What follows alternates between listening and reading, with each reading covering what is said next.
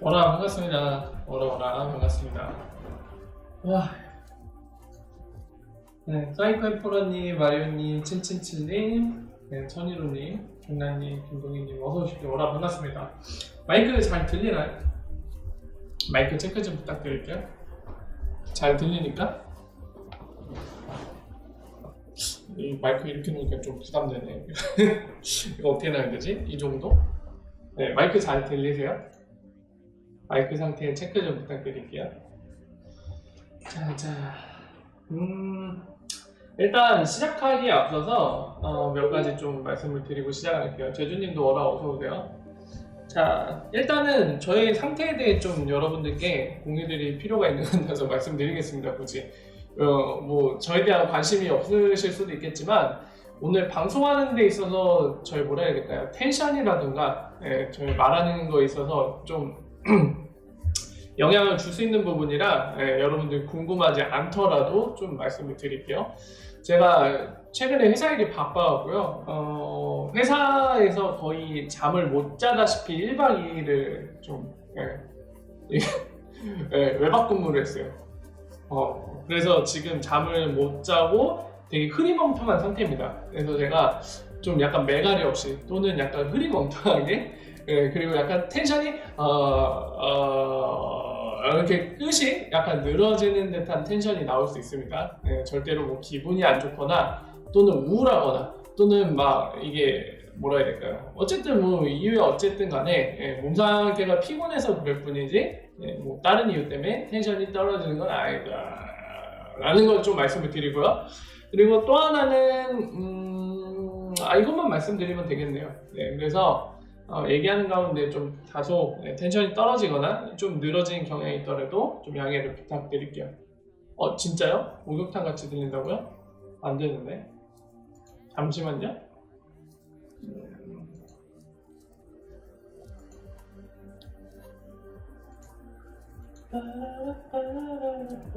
근데 목욕탕 같이 들리는 거는 원래 그렇지 않은가요? 이상하다. 지금은 어떠세요? 지금은 감이 좀 가까워졌을 것 같은데, 그죠? 네, 정선님 워라 어서오세요. 반갑습니다. 감자형님도 어서오시고요.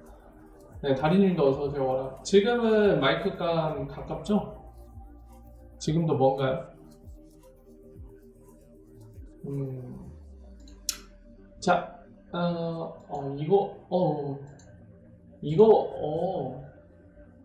아닌데? 이거 아닌데? 착각했네, 다른 거라. 자, 어쨌든 그렇습니다. 이제 뭐 간단히 이제 오늘 방송의 본격적인 시작에 앞서서 대충 저희 상태를 말씀드렸으니까요. 참고하시고요. 이제 좀 본격적으로 오늘 얘기를 좀 하도록 하겠습니다.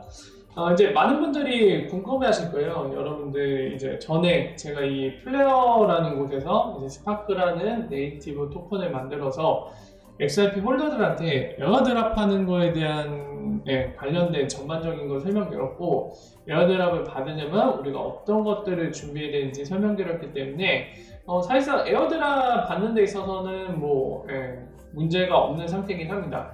자, 이제 그러면은 자연스럽게 우리가 에어드랍을 받을 이 스파크라는 토큰이 이 플레어라는 네트워크에서 어떤 식으로 사용되는지, 그리고 얘는 우리가 바라는 건 사실 가격이잖아요. 뭐 에어드랍 공짜인 것 자체만으로도 굉장히 기분 좋은 일이고 반가운 일이지만 그거를 뛰어넘어 그 뒤에 우리가 관심을 갖고 지켜보는 건 역시나 가격인데요.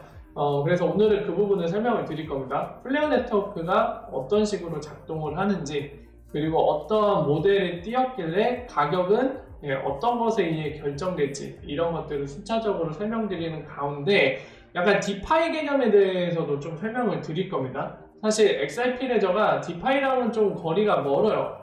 그렇죠? 리프사가 지금 은행들이 국경 간 결제, 크로스보더 페이먼트 할 때, 외환동시 결제할 때 그 부분은 문제를 해결하겠다라고 지금 나와 있고, 실제로 ODL로 리테일 레미턴스, 소액 송금 관련된 거를 실제로 해결을 하고 있는데 이런 분야에 치중해 있다 보니까 요즘 대세가 되고 있는 디파이랑은 거리가 상당히 멀었는데 전에 설명드린 것처럼 리프사 XRP 레저에는 직접 디파이를 올리지 않고 지금 보시는 이런 플레어 네트워크 같은 곳을 통해서 디파이를 XIP를 사용해서 이렇게 처리할 수 있도록 생태계를 꾸려 나가겠다 이런 걸 설명드렸고, 여러분들 화면에 보시는 실제 그 플레어 네트워크 관련된 홈페이지가 눈앞에 보이겠죠. 실제적으로 이게 등장하는 시기이기 때문에 XIP를 활용한 이제 디파이가 등장을 하게 됐습니다. 그러므로 그동안에 이제 디파이 설명이 없었는데 디파이 설명을 드릴 거고요. 그리고 기존에 나와 있는 최근에 굉장히 많은 관심을 갖고 있는 체인링크라던가 이더리움 베이스로 있는 이 디파이, 거의 뭐 90%가 이더리움 블록체인 위에 있죠. 디파이들이 지금 얘기한 체인링크도 그렇고요. 그러니까 그런 것과 좀 어떻게 다른지에 대해 좀 설명을 드릴 겁니다. 설명을 드리면서 아까 설명드린 대로 결론에는 이 다른 작동 방식과 다른 구조를 지닌 이 플레어 네트워크에서 스파크가 어떠한 것에 의해 가격 결정이 될지, 이런 모델링을 어떻게 설계를 했는지 이런 거에 대한 설명을 드릴 테니까요. 참고하시면 되겠습니다.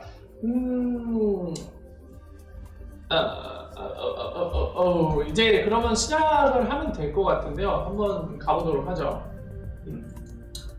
자, 출발해 보도록 합시다. 잠시만요. 제 집 주변에서 지금 헬리콥터가 날아가는데 소리 들리시나요 혹시? 바가 헬리콥터 소리 나는데 투덜이님 워라 어서오세요. 반갑습니다. 이건 헬리콥터지? 당황스러운데? 요즘에 비행기들 많이 날아다니면 전투기도 그렇고 참나 알 수가 없네. 자, 그러면 이제 시작을 해보도록 하겠습니다. 자, 우리가 첫 번째로 두 가지에 좀 알 필요가 있습니다. 한글로 적을까요? 네, 한글로 적을게요. 스파크, 그리고 한글로 적을 수 없는 녀석이 하나 있죠. 잘못 적었다. 뭐가 이상한데 굉장히? 네, 그냥 글씨로 적어야겠네. 잠시만요. 이건 또 한글이 안 나오네. 참. 어쩔 수 없죠. 영어로 적을게요. 뭐 여러분들 모르시는 것도 아니고. 뭐 특수문자 안 나? 안 나오네요, 특수문자? 자, 요거 두 개, 이 두 친구. 요거. 자, 이거에 대해 좀 알 필요가 있습니다. 일단 버섯이라고 달아놓을게요, 제가. 자, 상한님 어서오세요. 반갑습니다. 자, 우리가 처음에 에어드랍 받을 스파크란 거랑 그리고 FXIP라는 거에 대해 좀 알 필요가 있습니다. FXIP는 좀 생소하신 분들이 대부분이실 거예요. 플레어 네트워크에 대해 관심이 있어서 화이트 페이퍼를 먼저 읽으신 분들은 아시겠지만, 읽지 않으신 분들은 이게 뭔가 XIP랑은 상관이 있는 것 같은데 문제는 잘 모르겠네 하시는 분들이 대부분이실 겁니다. 그래서 간단히 FXIP에 대해 설명드리면은, 이건 간단히 얘기해서 이 F는 플레어 네트워크를 얘기해요. 이 부분에 있는. 그러니까 플레어 네트워크 상에 있는 XIP, 즉 IOU 형태로 이슈잉 되는 XIP를 얘기합니다. 그러니까 XIP 레저에 있는 네이티브 SS인 XIP 말고요. 이 플레어 네트워크라는 이 체인 안에서, 이걸 체인이라고 얘기해도 좋을까? 어쨌든 플레어 네트워크가 더 정확할 것 같네요. 플레어 네트워크 안에서 IOU 형태로 발행되는 그런 토큰? 뭐 어떤 명칭을 달아도 괜찮을 것 같아요. 어쨌든 이슈잉되는, 발행되는 거라고 보시면 됩니다. 자, 그래서 이 정도 아시고 그 다음에 이 둘이 어떤 관계를 갖는지에 대해 좀 아실 필요가 있는데요. 이런 관계를 갖습니다. 플레어 네트워크에서는 스파크, 우리가 이 에어드랍 받을 스파크가 담보 역할로 쓰일 거고요. 그러니까 지금같이 FXIP로 될 거예요. 이게 담보를 잡아서 담보 역할을 할 거고, 두 번째로는 여기에서는 이제 레저베이션 피인가요? 헷갈려. 명칭이 정확히 기억 안 나는데 어쨌든 XIP 레저의 트랜잭션 피랑 똑같은 역할을 하는 친구가 있습니다.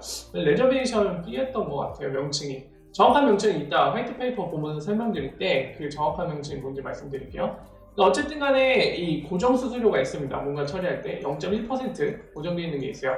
물론 참고로 이거는 나중에 변경도 가능합니다. 이 안에서는 스파크 보유자들이 이 거버넌스, 이 정책을 어떻게, 네트워크의 정책을 어떻게 꾸려나갈지 투표를 할 수 있거든요. XIP 레저와 마찬가지로.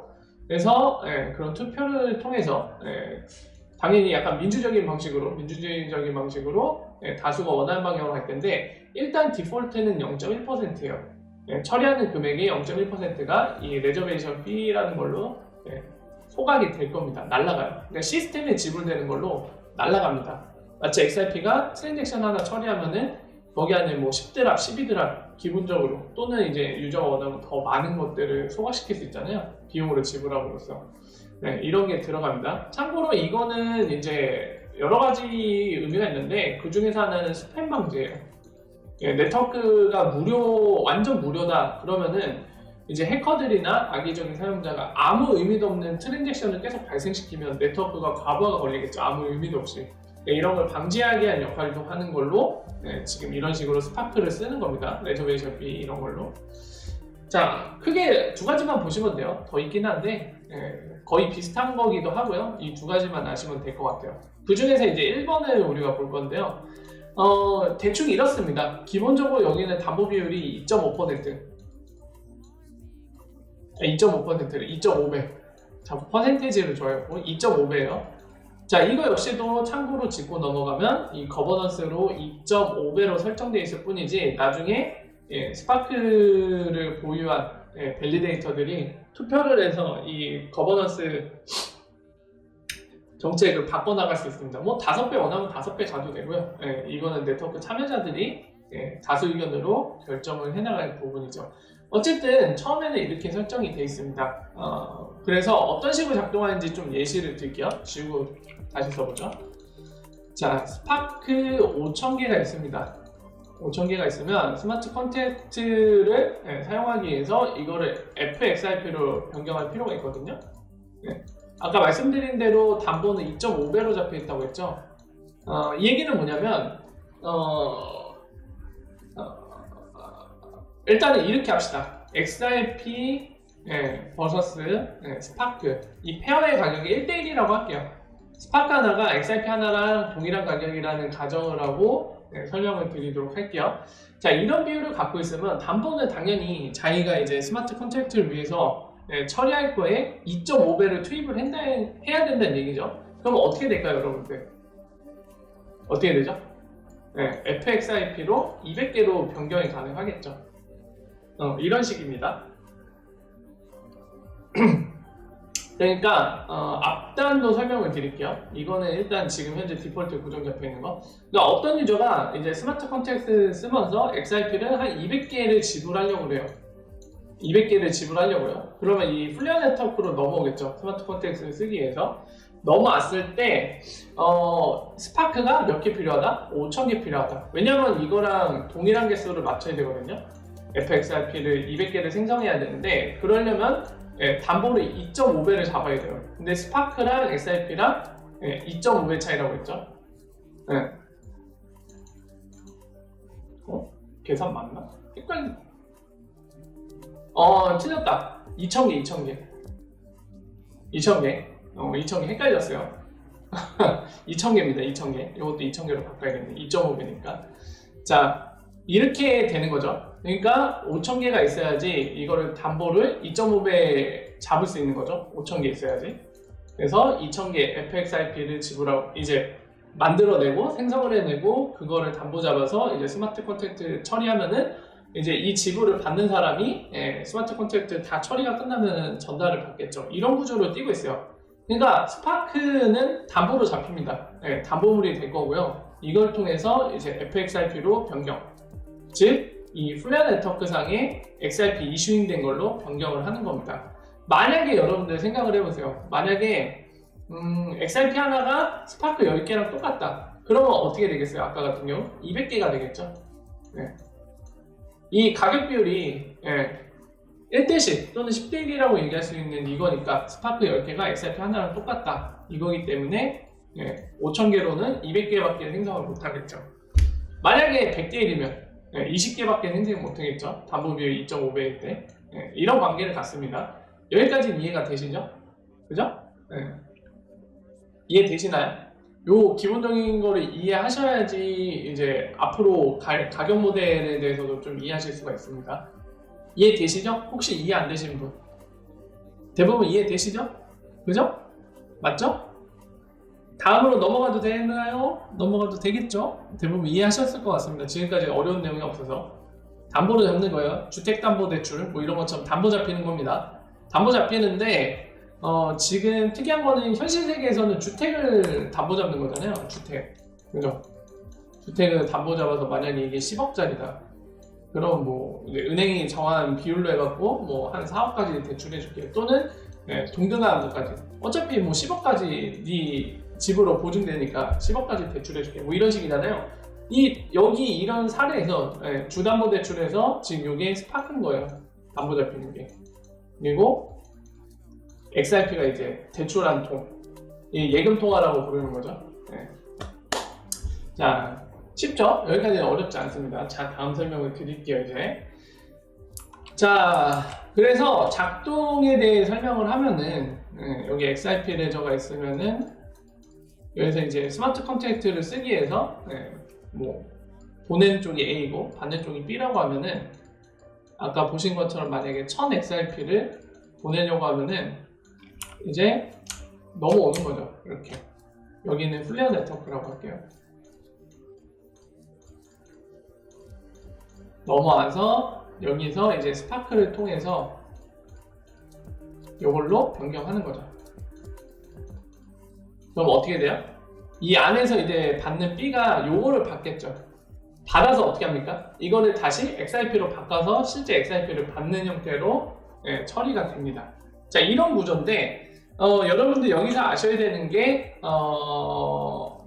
이 스파크, 그러니까 스마트 컨트랙트를 쓰기 위해서 두 가지 방법이 있습니다. 크게 두 가지 방법. 요거 이해하시면은 일단 수익 모델에 대해서도 이해하실 수가 있어요. 자, 두 가지 방식이 있는데 어떤 방법이 있을까요? 일단은 여러분들 지금 보신 것처럼 이 플레어 네트워크에서 이 스마트 컨트랙트를 쓰려면 기본적으로 스파크가 필요합니다. 필요하다는 얘기는 어떤 형태든지 그거를 빌려왔던지 아니면 본인이 직접 구매해서 보유한 걸 하던 간에 둘 중에 하나. 어쨌든 써야 되니까 빌려오던지 직접 구매하던지 필요하겠죠. 지금 얘기한 대로 둘 중에 하나가 필요해요. 직접 구매해서 보유하던지 아니면 빌려오던지. 뭐 직접 구매는 본인이 구매해서 하는 거기 때문에 크게 신경 쓸 필요 없고, 이 두 번째에 대해 좀 알 필요가 있습니다. 빌려오던지 빌려오던지 누구한테 빌려요? 스파크를 갖고 있는 사람이죠. 스파크를 갖고 있는 사람은 누가 있습니까? 현재는 시작하지 않았지만 예정되어 있는 사람도 있죠. 누구죠? 우리예요. 우리. 에어드롭 하죠. 우리. 그리고 앞으로 스파크를 이제 거래소에 상장하게 되면 구매할 양반들, 그 양반들이 스파크를 보유하고 있겠죠. 이 사람들한테 빌린 겁니다. 우리나 아니면 앞으로 거래소에 상장됐을 때 스파크를 구매할 사람들, 이 사람들한테 빌리는 거예요. 빌리고 이 사람들한테 크리에이션 피라는 거를 지불하게 됩니다. 갑자기 스펠링 헷갈리네. 갑자기 왜 스펠링 헷갈렸지? 크리에이션 피라고 이거를 지불하는데, 요거는 두 가지 특징을 갖습니다. 이 스파크를 빌려준 사람 있죠? 에이전트라고 불러요. 에이전트 누구? 아까 얘기한 대로 스파크를 보유한 사람, 빌려줄 사람.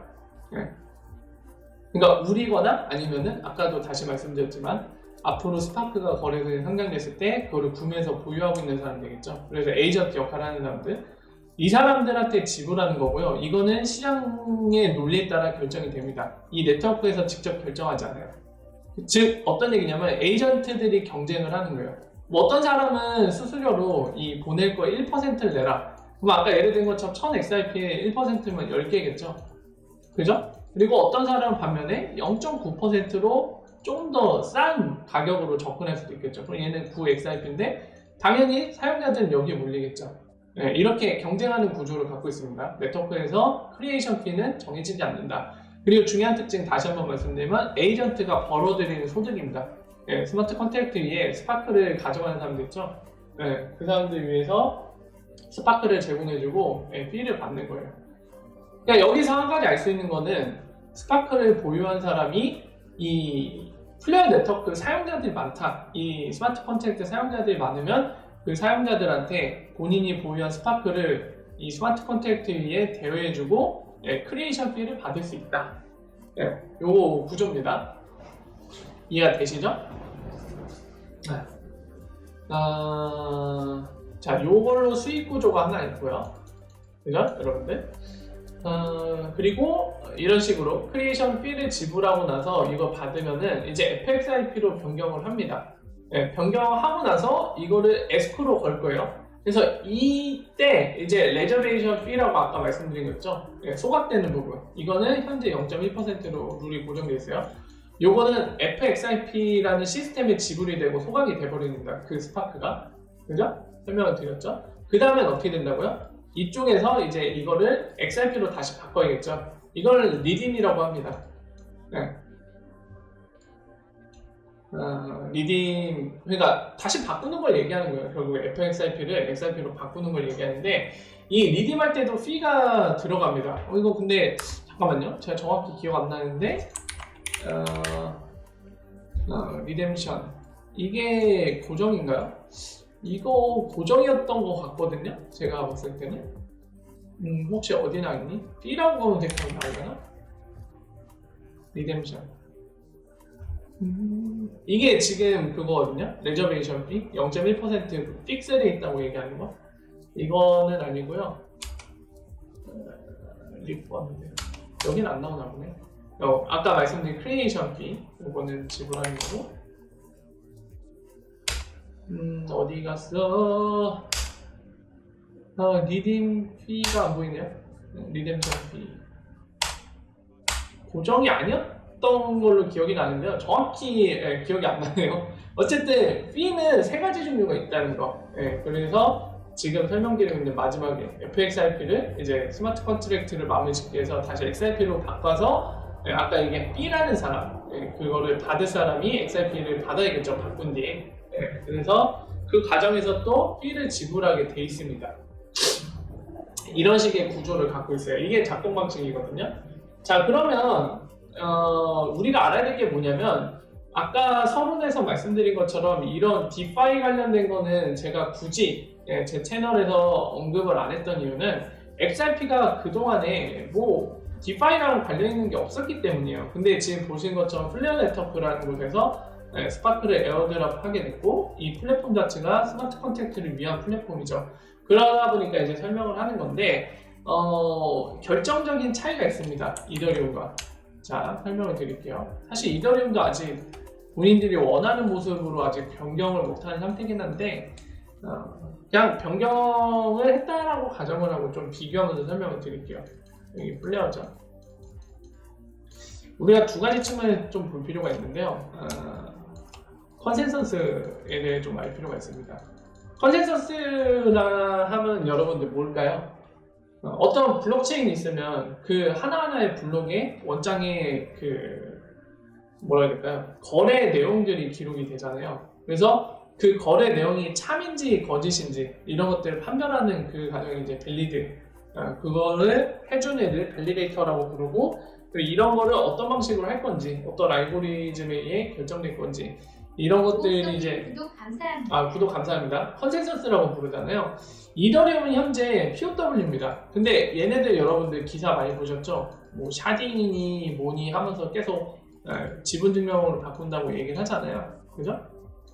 아직은 못했지만 지금 이걸 하기에 굉장히 노력을 하고 있고 뭐 얘기 나온 김에 최근 기사도 언급드리면은 비탈릭이 오늘인가 어제 또 논란이 될 만한 얘기를 했죠.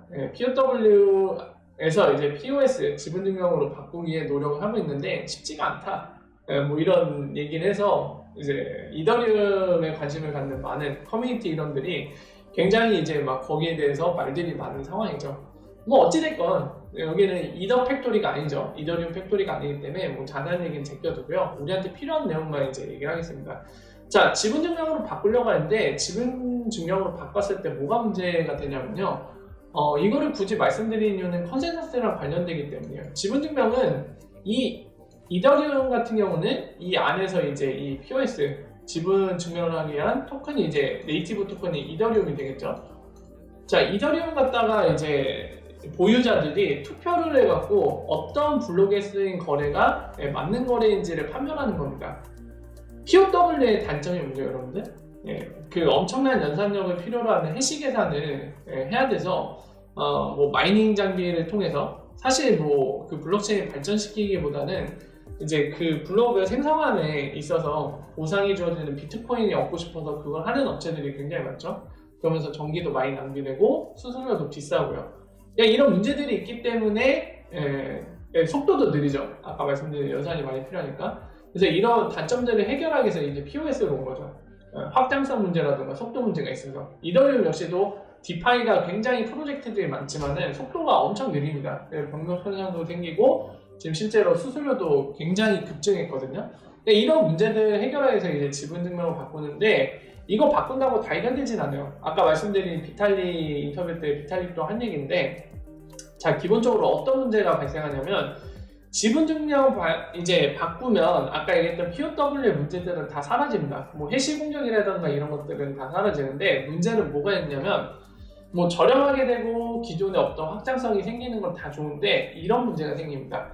자 어떤 문제가 생기냐면 자 여러분들 이제 이더리움을 여러분들이 한 1000개 보유하고 있는 사람들이라고 해요. 그리고 현재 지금 POS로 바뀌었다고 가정을 하고 얘기해 봅시다. 자, 이 블록이 잘 생성되고 있다가 지분 증명을 잘 하고 있다가 갑자기 어떤 무리들이 나타나서 하드포크를 시전합니다.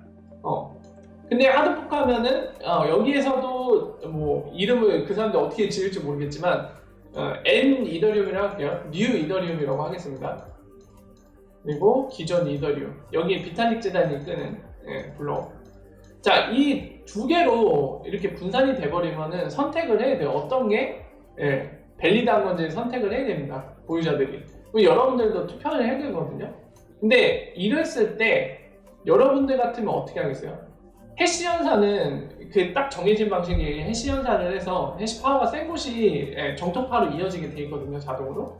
근데 이런 상황은 된다. 지분 증명은 자기가 갖고 있는 이 코인 지분, 이더리움이죠, 지금 같은 경우. 그 지분을 토대로 여러분이 그냥 투표하면 돼요. 어떤 블록이 맞다는 게. 어떻게 되겠어요? 양쪽 다 투표할 가능성이 높죠. 왜? 둘 다 받을 수 있으니까. 양쪽 다 투표하면 내가 지금 들고 있는 이더리움 1000개도 유지가 될 거고, 그리고 뉴 이더리움이라고 하드포크 된 것도 받을 수 있겠죠. 둘 다 정통파로 투표를 해버리면. 이런 문제가 생긴다는 거죠. 기본적으로 POS가 갖고 있는 기본적인 문제예요. 그러니까 비탈릭이 그 얘기를 한 겁니다. 이 문제를 해결하기 위해서 뭐 실제로 비탈릭이 인터뷰 내용을 통해서 확인된 내용에 따르면 페널티를 주는 방법을 좀 고안을 하고 있는 것 같아요. 고려를.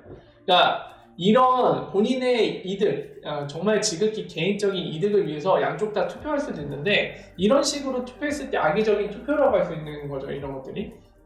네트워크 전체의 관점으로 봤을 때 이런 악의적인 투표라면 페널티 주겠다. 본인이 보유한 이더리움의 일부분 잃거나 이런 페널티를 주겠다라는 거를 고려를 한 것 같아요.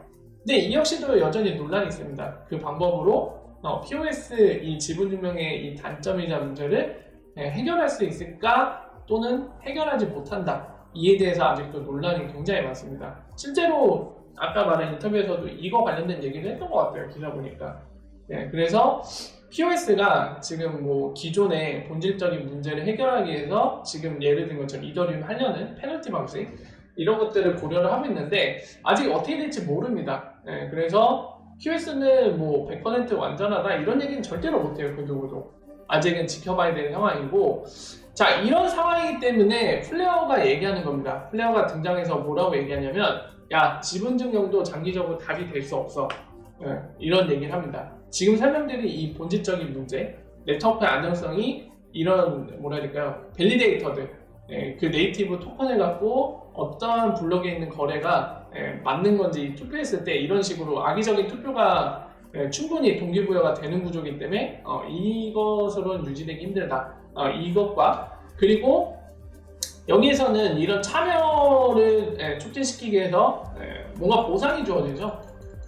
보상이 주어지고 그리고 이 디파이 같은 실제로 이더리움 네트워크에 있는 이 디파이들 보면은 다 막 스테이킹하면 이자 주고 난리 납니다.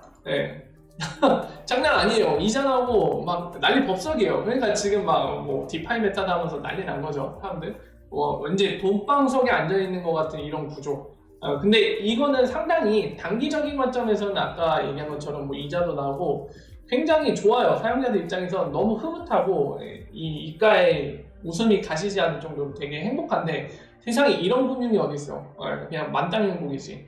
하지만은 장기적으로 봤을 때 조금 거리를 두고 제 3자의 관점을 봤을 때 굉장히 문제가 있습니다. 뭐냐면은 이게 그 스테이킹되는 토큰의 가격이 계속 오른다면은 문제가 안 되지만은 만약에 가격이 오르지 않고 거꾸로 내려간다면 어떤 일이 발생할 것 같아요, 여러분들?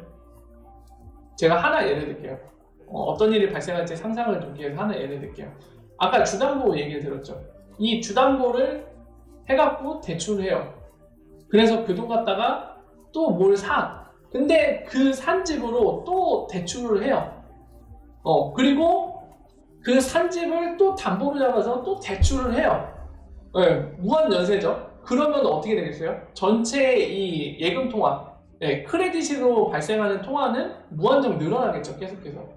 지금 오늘날에 지금 실제 이더리움 베이스의 디파이들이 지금 그러고 있어요. 그러니까 중앙은행이 발행한 발행 통화를 이제 그거 말씀드렸죠. 지급 준비율이라고, 리저브 레이시오라고 해갖고 딱 정해진 법에 의해서 시중은행들이 그 은행법을 준수하는 과정 중에 이 예금 통화를 발행하는데 리미트가 있거든요. 근데 지금 얘는 없어요. 근데 얘가 유지되고 있는 이유는 뭐냐? 아까 말씀드린 것처럼 토큰 가격이 올라가고 있기 때문이에요. 근데 만약에 이 전반적인 이 디파이 금융 이 분위기가 약간 경색되는 쪽으로 가요. 이제 채무를, 그러니까 채권자들이 내놔라, 이제 다시 회수하겠다, 돈을 회수하는 분위기로 갑니다. 실제로 우리 살고 있는 이 경제들이 상태가 안 좋아지면 그런 식으로 실제로 채권자들이 채무자한테 채권 회수를 하려고 하죠. 돈을 다시 채무를 이제 이행하라고 돈을 회수하려고 하는데, 그런 분위기가 됐을 때 토큰 가격이 안 오른다. 그럼 이제 연쇄부터 나는 거예요. 이게 실제 우리 경제에서도 존재했었던 문제죠. 언제죠? 미국. 모기지 프라임. 실제 글로벌 경제 위기를 갖고 왔었죠. 그러니까 그런 비슷한 구조로 터질 수 있는 문제입니다. 그래서 이런 구조적인 결함 때문에 플레어 네트워크는 아까 말한 POS의 본질적인 문제, 그리고 지금 이거를 활용하는 데 있어서 컨센서스와 연계돼서 이제 보상이 붙고 그러다 보니까 이런 식으로 한 방에 빵 터질 수 있는 이런 글로벌 경제 위기처럼요. 이런 문제를 갖고 있는 거에 대해서 이제 우리는 그런 구조적인 문제를 해결하기 위해 컨센서스를 분리한다. 네이티브 토큰에 결합을 시키면 이런 문제로 인해서 장기적인 관점에서, 롱텀에서 유지할 수 없다. 도시적인 관점에서. 그래서 만든 게 이제 이 FBA라는 거죠. Federal Byzantine Agreement라고 해갖고 XRP 레저에서 사용된 컨센서스와 비슷한 방식입니다. 비잔틴 잠금 문제, 여러분들도 많이 들으신 거. 그걸 통해서 이거를 하겠다는 거죠. 네이티브 토큰을 거기에 연계시키지 않고 컨센서스에. 그리고 분리해서 아까 설명드린 대로 그 스파크라는 네이티브 토큰은 이 네트워크의 스팸을 방지하기 위한 트랜잭션 코스트, 여기에서는 이제 레저베이션 피라고 말씀드렸죠. 그걸로 쓰이고, 또 하나는 이제 담보로 쓰이는 역할을 한다는 거죠. 이렇게 분리를 해놓은 겁니다. 이해가 되시죠? 여기까지? 기존 디파이의 문제점이나 그런 지분 증명을 보통 활용하는데, 이런 거에 있어서 이제 이 친구들, 이더리움 친구들이나 뭐 기타 이 친구들은 어떤 식으로 이걸 해결하고자 노력하는지, 그리고 여기에 장점은 뭐고 한계는 뭐가 있는지, 그리고 여기에 대해서 플레어 네트워크가 이 문제를 해결하고자 구조 자체를 어떻게 바꿔서 나왔는지, 그리고 바꾼 뒤에 이 네이티브 토큰을 컨센서스에서 완전히 분리시키고 이 토큰을 어떤 식으로 쓰는지까지 설명을 드렸습니다. 여기까지 이해되시죠? 기존과 어떻게 다르고 디파이 관련된 전반적인 내용들, 지금 트렌드나 이런 것들을 설명을 쭉 드렸거든요. 대표적인 이더리움 베이스로. 자, 여기까지 이해가 되시죠? 자, 그러면 이제 우리가 이제 기존의 이더리움 같은 기존의 디파이랑 스파크가 어떻게 다른지, 그리고 왜 이렇게 다르게 만들었는지 그 까닭도 다 살펴봤습니다. 살펴봤죠? 자, 이제는 그렇다면 플레어 네트워크가 이 스파크라는 이 이코시스템, 이 스파크라는 네이티브 토큰의 이코시스템 모델을 어떻게 설계했는지 좀 볼 필요가 있는데, 이미 눈치 빠른 분들은 이미 눈치를 채셨을 겁니다. 기존의 디파이들은 아까도 말씀드렸지만 뭐 스테이킹하고 뭐 그걸로 이제 담보 잡아서 대출하고 막 무진장 늘어나죠, 발행량이. 그러면서 이제 다들 이해관계가 참여자들 맞물리니까 토큰 가격이 올라가면 좋으니까 그 의지와 동기부여가 반영이 돼서 계속 올라가고 있는데, 어쨌든 실제 경제도 그렇고 이게 크레딧, 경제가 부흥할 때는 계속 크레딧 양이 늘거든요. 네, 대출량도 늘고 막 거기다 사업도 하고 막 전반적으로 막 부양이 돼요. 그러다가 무슨 문제가 터지면은 아까도 말씀드렸지만 흐름은 항상 사이클 비슷합니다. 근데 채권자들이 다 회수를 하려고 그래요, 돈을. 마찬가지로 기존 디파이도 그 시기가 안 왔지만 그 시기가 분명히 올 겁니다. 그럼 이제 그때 이제 막 잘못되면 연쇄부도 나고 난리 나는 거죠. 예, 여기 이제 종이 쪼가리 되는 사람들도 등장할 테고 큰 문제가 터질 텐데, 자, 어쨌든 그것과 다른 구조를 띄고 있다고 말씀드렸습니다. 자, 그래서 그런 동기부여는 스파크에는 없어요. 예, 대신에 다른 구조인데 그 구조에 대해서 설명을 드릴게요. 가격 모델 구조를 어떻게 잡고 있는지. 자, 스파크는 전에 말씀드린 것처럼 딱 1000억 개입니다. 전체 발행량 1000억 개인데 이 중에 550억 개를 이 플레어 쪽에서 갖고 있어요. 초기 발행량을 갖고 갈 건데, 여기에 대해서도 화이트 페이퍼에 이 친구들이 명시를 했습니다. 뭐라고 명시했냐면, 만약에 밸리데이터들, 즉 우리예요. XRP 홀더들이 다 에어드랍 받을 거기 때문에 우리거든요, 사실상. 그러니까 우리들이 만약에 투표에 의해서, 민주적인 의사결정에 의해서 플레어 재단이 이렇게 많이 보유하는 게 말이 안 된다, 다 소각시켜라는 건 소각이 가능한 구조고 실제로 그렇게 할 생각이라고 얘기하고 있습니다. 그러니까 XRP 레저랑 상당히 비슷하죠. XRP 레저도 밸리데이터도 투표하면은 리프사 에스크로된 물량 다 태워서 없애버릴 수 있거든요. 그러니까 그거랑 똑같아요. 지금 상황이 완전 비슷하게 갖고 간 구조입니다. 자, 이런 상황이고, 나머지 450억 개는 아까 말씀드린 대로 이제 우리들 XRP 홀더들한테 에어드랍이 되겠죠. 그리고 이 클레임 하는 건 소각시킨다고 했으니까 소각된 물량을 이제 감안한다면 450억 개 마이너스 뭐 X 개 정도 되겠죠. 어느 정도나 이제 소각이 될지 모르겠지만, 자, 어쨌든 이렇습니다. 그냥 다 에어드랍 받았다는 가정하에 계속 450억 개라고 얘기하고 말씀을 드리고 갈게요. 자, 이런 구조인데 이제 스마트 컨트랙트 사용이 됩니다. 사용이 되면은 XRP 대 이 스파크 가격이 어떻게 될지 모르겠어요. 어떻게 최초에 설정이 될지 모르겠지만 어쨌든 가격이 존재하겠죠. 예, 뭐 1대1이든 존재할 텐데 지금은 편의상 1대1이라고 가정하고 설명드릴게요. 스파크 한 개랑 XRP 한 개 가격이 똑같다는 가정. 네, 설명을 이해하는 그냥 뭐라 해야 될까요? 가정을 하고 들어가는 거니까 실제로 공개했을 때 1대1이라고 보시면 안 돼요. 어떻게 될지 모릅니다. 네, 시장에서 어떻게 반응하는지에 따라 가격이 결정될 테니까요. 자, 편의상 1대1이라고 가정하고 설명을 드려볼게요. 자, 여러분들 생각을 해보십시오. 네, 자, 상상을 해보세요. 만약에 스마트 컨트랙트 사용을 위해서 사용자들이 이 스파크랑 XRP를 계속 여기에 이제 주입을 해갖고 사용을 한다고 보세요. 그럼 우리가 갖고 있는 450억 개 스파크가 FXRP로 바뀌어야지 사용이 되니까, 만약에 이 사용량이 많아서 2.5라고 했죠. 그러면 450억 개 나누기 2.5 얼마죠? 담보비율이 2.5니까 대충 한 20억 개? 20억 개 좀 안 되게 나오겠죠. 500억 개일 때 20억 개일 테니까. 그죠? 맞나? 계산. 200개. 네, 200억 개. 네. 자꾸 계산을 뻔짓하고 있죠? 200억 개가 좀 안 되는 수준이겠죠. 그냥 정확하게 나눠볼까요?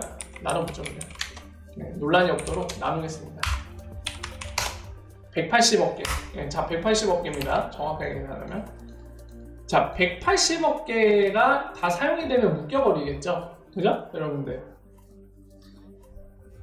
XRP 180억 개 정도가 사용이 되기에 이쪽으로 진입하면은 담보비율 2.5배로 고정되어 있기 때문에 이 450억 개의 스파크가 다 사용이 된단 말이에요. 그럼 이 수요는 여기 서플라이 전체인 거죠. 순간적으로 수요가. 그죠? 그러면 그 이후에 들어오는 수요는 어떻게 되는 거예요? 대기해야 되잖아요. 이런 상황이 되면 어떻게 되는 거죠, 여러분들? 스파크 한 개당 가격이 올라가야 되는 거잖아요. 수요가 너무 많으니까. 그죠? 이런 상황이 되면 당연히 쓰고 싶은데 못 쓰면은 생각을 바꿀 거 아니에요. 야, 이거 그냥 빌려 쓰는 게 아니라 내가 스파크를 보유해야겠다. 내가 쓰지를 못하니까 내가 보유하고 있어야 쓸 거 아니에요. 그럼 이런 수요가 증가되면 당연히 어떻게 되겠어요? 스파크 대 XRP 가격이 스파크가 상대적으로 상승을 하겠죠. 뭐 이게 1대2가 될 수 있겠죠. 스파크 한 개가 XRP 2개. 그러면 이게 어떻게 바뀌어요, 여러분들? 이게 90억 개만 있어도 되잖아요, 그러면. 그때가 되면. 그렇겠죠. 네. 이게 점점 이런 식으로 비율, 이 스마트 컨트랙트의 사용 수에 따라 이 풀려있는 450억 개의 이 비율이 변경이 됩니다. 즉 뭐냐면은 얘네는 뭐냐면 첫 번째로 가장 중요한 거는 이 스마트 컨트랙트 사용량이에요. 얼마나 많은 XRP가 이 스마트 컨트랙트 플레어 네트워크에 사용될지가 첫 번째 관건이고 가장 중요합니다. 사용량. 즉 수요를 얘기하는 거예요. 그리고 두 번째 중요한 건 뭐예요? XRP 가격 변화. 네. XRP 가격 자체가 올라가면은 당연히 스파크가 XRP 가격 대비 가격이 안 움직이고 있으면은 점점 스파크가 더 많은 양이 필요하겠죠. 한 개의 XRP에 대해서. 그렇겠죠? 근데 요거는 서플라이 고정이란 말이에요. 그러면 어떻게 되겠어요? 결국에 사용량은 그대로인데 XRP에 대한 상대 가격이 고정돼 있어요. XRP 가격 올랐는데 그럼 아까 말씀드린 것처럼 XRP 한 개에 대해서 막 스파크가 2개 필요해지고 3개 필요해지고 4개 필요해질 거 아니에요. 그러면은 이걸로 FXRP로 바꿀 수 있는 개수가 한 개가 생겨버려요. 또 4분의 1로 줄어든단 말이에요. 1대4가 돼버리면. 근데 사용량, 요구량은 그대로예요. 그러면 어떻게 돼요? 그러면 결국에 스파크도 수요가 올라가고 같이 상대 비율이 맞춰질 수밖에 없죠. 그러니까 지금 설명드린 게 이해가 되세요? 결국에는 플레어 네트워크 안에서의 스파크의 가격은 결국에는 얼마나 많은 이 스마트 컨트랙트가 이용될지에 달려있는 구조예요. 결국에는. 그러니까 이 얘기는 양날의 검입니다. 여러분들 무조건 장밋빛 미래만 생각하지 마세요. 지금 말씀드린 걸 그대로 이해하셔야 됩니다. 스마트 컨트랙트 이용량에 달려있다는 얘기는 뭐냐면 이용이 없으면 스파크는 쓰레기라는 얘기예요. 반대로 정말 많은 양이 쓰인다. 정말 밑도 끝도 없이 막 엄청난 양이 쓰인다. 그럼 스파크 가격은 계속 올라가는 거예요. 네. 이해가 되시죠? 이 모델 구조를 띄고 있습니다. 여기까지 이해를 제대로 하신 분은 약간 고구마 느낌을 받으시는 분도 있을 거예요. XRP랑 똑같은 비스무리한 구조를 띄고 있죠. 그러니까 좀 약간은 이런 데서 이 뭐라고 해야 될까요? 좋게 말하면 나는 사기 안 치고 리얼 비즈니스 하겠다. 뭐 막 그냥 막 뭐라 해야 될까요? 보상 같은 걸로 꼬드기는 게 아니라 나는 진짜 사용 수요를 통해 비즈니스 유스 케이스를 통해서 이 안에 쓰이는 토큰 가격을 결정하고 이런 비즈니스를 하겠다. 약간 그런 관점에서 굉장히 박수 쳐주고 싶어요. 막 얼토당토하는 막 보상으로 미끼식으로 막 끌어들이는 다단계식이 아니라 리얼 비즈니스 하는 모양새가 나오고 실제로 모델도 그렇게 잡았으니까 그건 칭찬해주고 싶은데 근데 우리 입장에서는 좀 약간 독이 되는 얘기가 될 수도 있습니다. XRP도 그렇고 스파크도 마찬가지예요.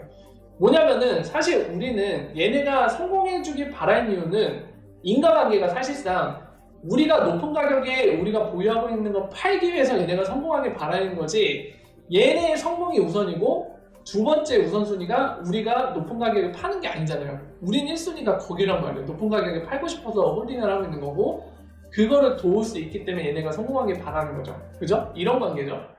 네.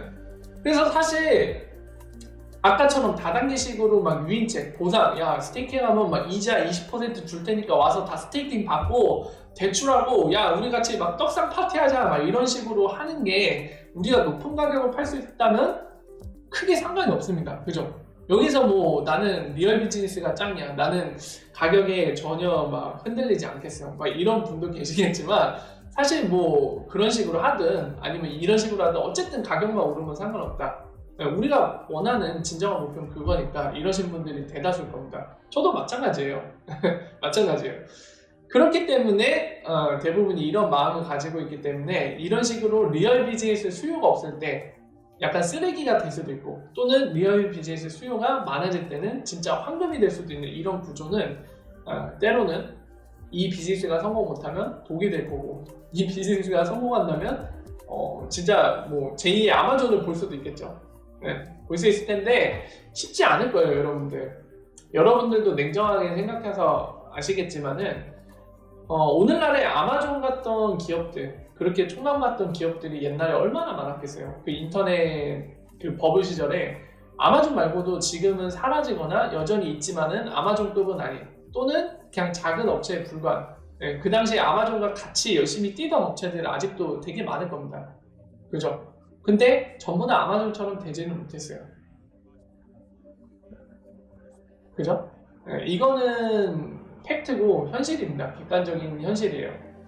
하지만은 바라건대 이게 그렇게 되면 좋겠어요. 얘네가 지금 보면은 얘네 되게 좀 약간 뭐라 해야 될까요? 기존의 디파이에 대한 좀 비판을 하고 있어요. 어떤 식으로 비판하고 있는지 그런 것도 보여드릴게요.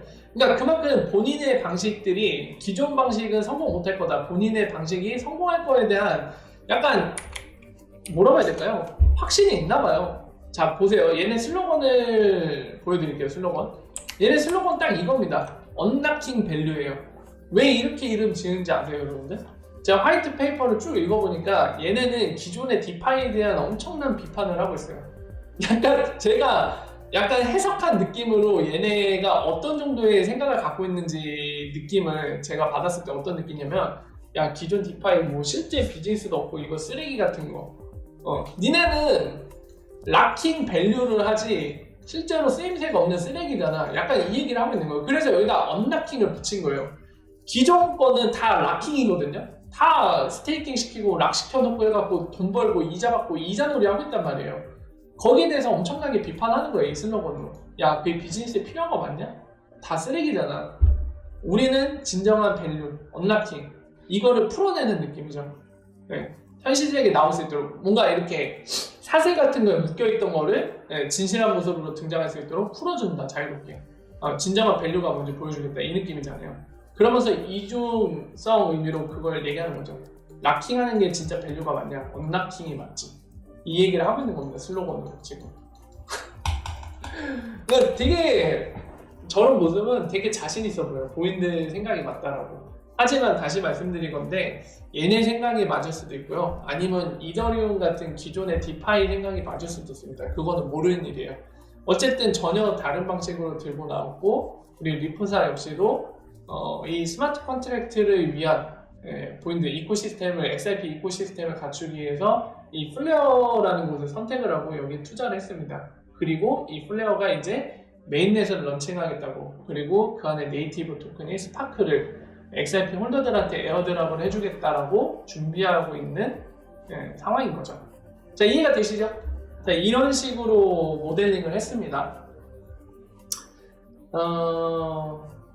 아마도 제가 예상하건데, 뭐 세력이 붙지 않는 이상은 체인링크 있죠? 체인링크처럼 막 뭐 한 몇백원 하던 게 갑자기 막 1년 사이에 막 지금 오늘날 2만원쯤 됐나요?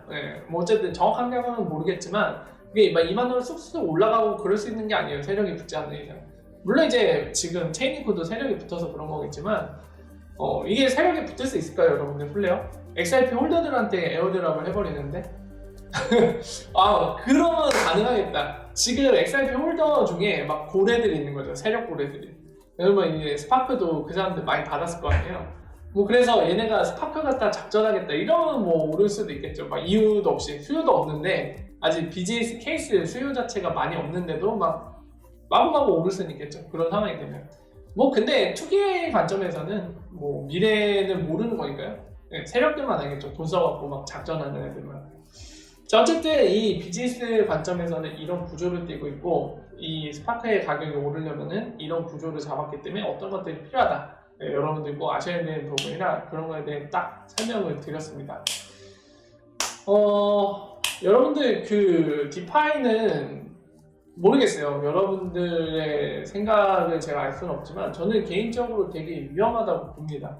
점점 더 지금 디파이에 락킹되는 돈이 많아질수록 그 자체는 나쁘다고 생각하진 않아요. 많은 돈이 유입되는 거는 나쁘다고 생각하지 않는데, 아까 말씀드린 그런 구조, 그러니까 뭔가 그 비즈니스 연속성 없는, 그러니까 단순히 이 토큰을 계속 발행할 수 있잖아요, 여러분들. 뭐 안 되는 블록체인도 있지만 토큰을 계속 발행할 수 있죠. 특히나 ERC 토큰 같은 경우 계속 발행할 수 있잖아요. 이더리움이 아니잖아요. 뭐 발행할 수 있는데 그거를 스테이킹하거나 락하면은 뭐 이자 막 20%, 10% 준대요. 근데 이거를 대출하는 거는 대출이자는 6%. 이거 말도 안 되는 얘기죠. 지금 말도 안 되는 일이 벌어지고 있습니다. 지금 실제로 대출이자 6%. 말이 돼요? 그러면서 락킹하면은 이자가 뭐 10%다. 이것도 말이 안 되는 거예요. 그러면 대출 받아서 다시 락을 걸면 되잖아요. 이게 무한노프가 가능한 구조예요.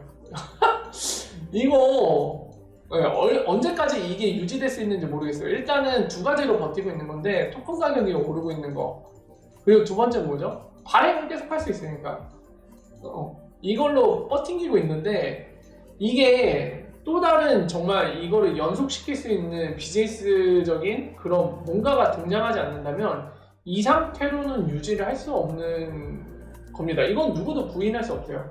어떻게 이걸로만 유지가 가능하겠어요? 발행량이 끝도 없이 많아지지, 늘어나기만 하는 거죠. 계속 이러면 언젠간 터지겠죠. 이거 연쇄으로. 이거는 확실히 문제가 있는 거는 맞습니다. 누구도 부인 못할 거예요. 디파이란 건 이런 게 아니죠. 사실 디파이는 말 그대로 이제 분산 금융, 모든 금융 서비스를 P2P로 하고 싶은 거지, 저렇게 대출이자 놀이하자고 만든 게 디파이가 아니거든요. 뭔가 본연의 목적과 이런 거에 많이 벗어나 있는 상황이에요. 약간 이 투기적인 게 같이 결합되다 보니까 전혀 딴 방향으로 가고 있는데, 좀 약간 정리될 필요가 있습니다. 그리고 리스크가 하나 더 있어요, 여러분들. FATF에서 여러분들 지난번 가장 최근에 모였을 때 뭐 했죠? 얘네가 스테이블 코인도 규제하겠다라고 얘기를 했죠. 네, 나옵니다. 네. 지금 저 스테이킹에서 나오는 뭐 스테이블 코인들 있죠? 네. 걔네들도 이제 규제 대상에 들어올 거예요. 얘네가 이제 가이드라인 만들 겁니다. 저것도 당연히 디파이에 있는 코인들, 토큰들도 규제를 받을 텐데, 그때 이제 막 사기성, 다단계성들은 다 싹 정리가 되겠죠. 또 컴플라이언스를 따라올 수 없으니까요. 자, 그래서 관련된 거를 쭉 정리해서 말씀을 드렸어요. 와우.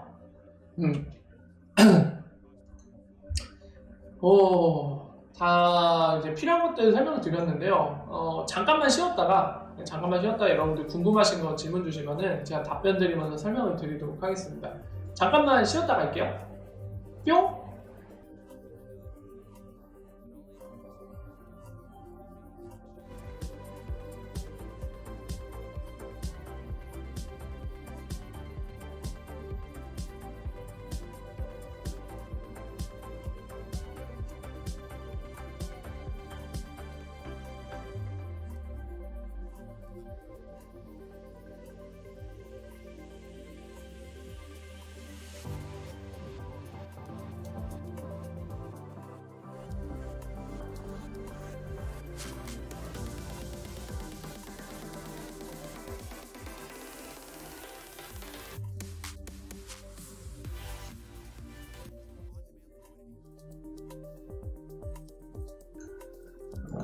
자, 2부 순서 진행하도록 하겠습니다.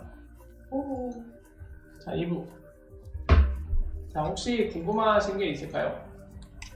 궁금한 게 있으시면은 가감없이 말씀해 주시면은 답변을 드리도록 하겠습니다.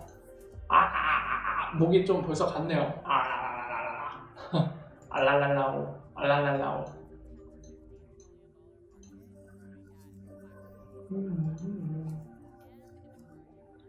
증권 문제요? 증권 문제 언제쯤 답이 나올까요? 저는 그 증권이다 아니다 이거를 미국 정부에서 얘기하는 것보다 그냥 뭐 은행에서 사용하기 시작하면 그걸로써 정리되는 게 더 빠를 것 같아요. 내 느낌이. 스파크 날짜 아직 안 나왔어요. 공지되면은 여러분들한테 말씀을 드릴 테니까요. 참고하시고요. 근데 여러분들 Q&A 하면서 몇 가지 근황에 대해 좀 말씀을 드려야 될 것 같다는 생각이 드네요. 여러분들도 아시겠지만 저는 직업이 있습니다. 정보관 쪽의 직업을 갖고 있고요. 그쪽 분야에서 종사를 하고 있는데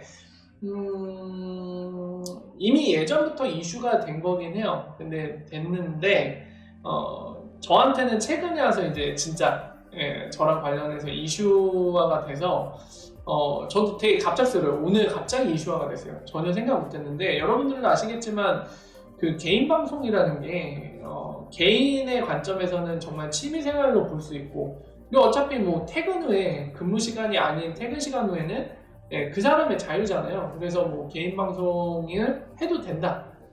또는 반대 의견 내시는 쪽에서는 안 된다. 회사 생활에 지장을 줄 수 있다. 그리고 개인 시간이지만 방송하면서 뭔가 회사에 관련된 기밀을 노출한다거나 이런 사고가 날 수도 있기 때문에 해서는 안 된다. 겸직이다. 뭐 이런 얘기들도 많았죠. 그게 정말 이슈화된 게 이미 예전부터인데 그게 실제적으로 제가 이슈화된 게 오늘 갑자기 저도 터졌습니다. 그래서 당장 어떻게 하라는 사측의 지시는 없긴 한데 조만간 정리를 해야 될 것 같아요. 어느 쪽이든.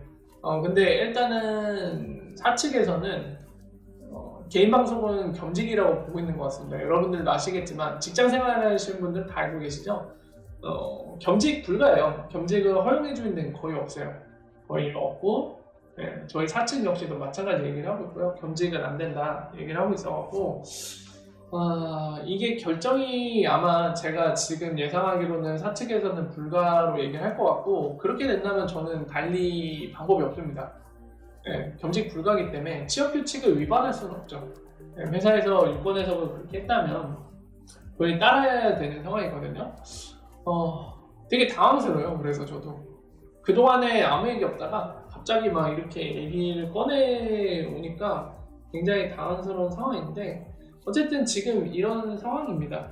그래서 나중에 뭔가 결정이 되면 말씀을 드릴 텐데요. 갑자기 적게 될 수도 있을 것 같아요. 여러분들 참고하고 계십시오. 저도 당황스럽습니다. 안 그래도 이 잠을 못 자고 정신이 몽롱했는데 뭐 한 대 두들겨 맞은 것 같더라고요. 뜬금없어갖고 너무. 자, 주신님이 질문 주신 거 한번 볼까요? 이쪽을 채팅창 옮겨서 같이 보죠. 한번 보도록 하겠습니다. 자, 스파크가 에어드랍 됐다고 가정하고 개당 가격이 XRP 가격이 10분의 1 수준인 36원에 형성되었다고 가정 시 XRP 가격이 세력에 의해 10배 오르면 스파크 가격도 비슷하게 오를까요? 질문 주셨는데요. XRP 가격이 오른다고 무조건 오르는 건 아닙니다. 무조건 오를 필요는 없어요. 무조건 오를 필요는 없습니다. 아까도 말씀드렸지만 가장 중요한 거는 스파크에 대한 수요예요. 결국에. 뭐 투기꾼들이 스파크를 떡상시켜 주려고 막 일부러 저점 매집해갖고 올려주면 또 모르겠는데, 그거 말고는 그냥 단순하게 XRP 가격이 올랐다고 해서 스파크도 같이 올라야 된다, 이런 거는 전혀 없어요. 아까 말씀드린 것처럼 이 스파크가 XRP가 스마트 컨트랙트로 들어올 때 그걸 FXAP로 바꾼 다음에 담보를 잡아야 되거든요. 변경해서 쓰이고. 그러니까 아까 보신 것처럼 그런 구조를 띄고 있기 때문에 그냥 단순히 사용량이 많으면은 서플라이는 한정돼 있는데 많은 사람이 쓰려는 거잖아요. 그러다 보니까 이제 개당 가격이 오를 수밖에 없는 그런 구조. 그렇게 잡혀 있습니다. 그냥 전적으로 얼마나 플레어 네트워크에 대한 수요가 있는지에 판가름이 날 거예요. 그리고 그 얘기도 했어요. 처음에는 FXRP, 그래서 XRP만 처음에 이 플레어 네트워크에 사용이 가능한데 향후에는 더 추가를 하겠죠. 뭐 이더리움이나 이런 애들도 추가를 하겠죠. 그러면은 거기에서 오는 수요 역시도 스파크를 담보로 잡고 변환을 하거든요. 이것도 하나의 수요가 될 겁니다. 이거는 어떻게 보면 우리한테 굉장히 좋죠. 단순히 XRP 관련된 유스 케이스에서 오는 수요만 스파크한테 영향을 주는 게 아니라, 스파크의 수요인 게 아니라 다른 암호화폐도 이 플레어 네트워크에 추가가 되면은 거기에서 오는 수요 역시 반영이 된다는 거는 우리한테 굉장히 좋은 점이죠. 그런 구조를 띄고 있습니다. 근데 얘네가 다른 암호화폐는 언제쯤 추가할지에 대한 언급은 없었던 것 같네요. 제가 쭉 봤을 때 일정이 어떻게 되는지 모르겠어요. 왠지 두 번째는 이더리움을 추가할 것 같은데 왜 언제일지에 대한 언급을 본 적이 없어서 뭐라고 말씀드리긴 좀 어려운 점이 있네요.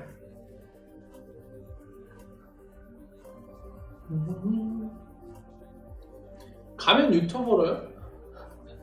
아니, 회사 다니는지 유튜버로 가면 어떡해요. 그리고 여러분들 칠칠즈님 아시잖아요. 제가 방송 타입은 아니에요. 방송 타입은 아니기 때문에 유튜버 하면 큰일 납니다. 저 굶어 죽어요. 입에 풀칠을 못해. 굶어 죽어야 돼. 저랑 안 맞아요.